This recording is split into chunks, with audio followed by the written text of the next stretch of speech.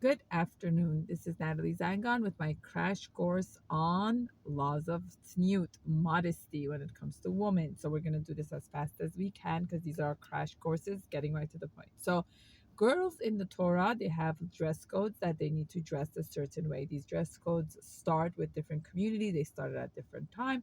Majority from the age of like 3, 4, they make sure that the girls are dressed in skirts and legging, and the dress code is that the skirt should go below the knee, cover the knee.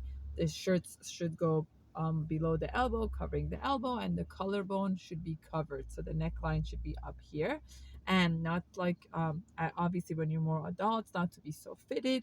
And it's all about modesty, like Kate and Queen Elizabeth of England. It's all about that representation and classiness and elegancy at all occasions. We always want to look presentable and not sensual.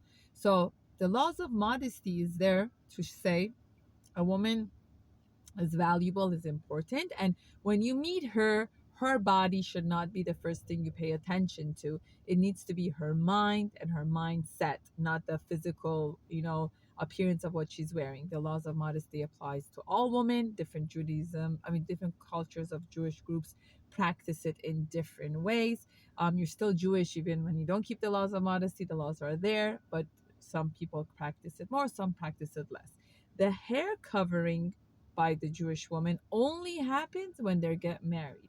It does not happen any other time, only when they get married. It has nothing to do with being 12. It's only when you get married that we believe there's a significant mystical power that comes to the hair after a husband and wife have courtship and intimacy, and it creates a certain magnitude of energy on their hair.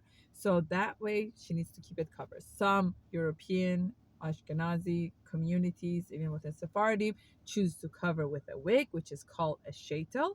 Some Sephardi Jews from more of the Middle Eastern countries, they cover with a tichel, either a snoot, a scarf, or a hat to represent that they're covering.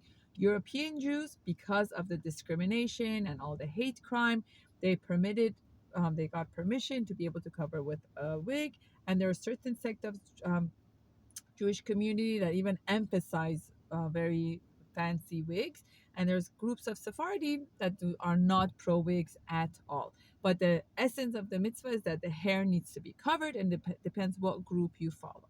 So the hair needs to be covered on the outside, but when a woman is in her bedroom with her husband and she's not nida, she can uncover her hair, and her husband can see her hair.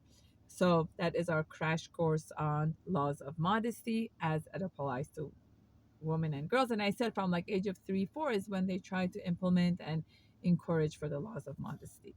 Hope you found this helpful. This is Natalie Zangon.